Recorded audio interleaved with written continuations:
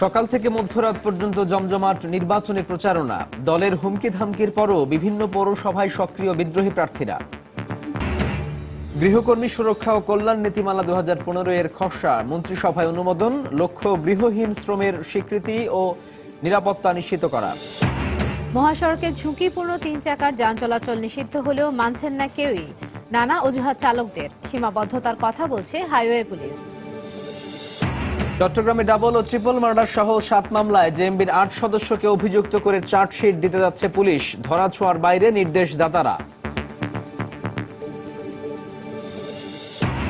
বাংলাদেশের মুক্তিযুদ্ধের সময় যুক্তরাষ্ট্রের পররাষ্ট্রনীতির সমালোচনা মার্কিন সাংবাদিক ক্লেয়ার লেভিনের। ষড়যন্ত্রের বিরুদ্ধে সবাইকে ঐক্যবদ্ধ হওয়ার আহ্বান। এবং 1.5 কোটি টাকায় বিশ্বসেরা অলরাউন্ডার সাকিব আল হাসানকে কিনে নিল করাচি কিংস। খেলবেন পাকিস্তানের সুপার লিগে।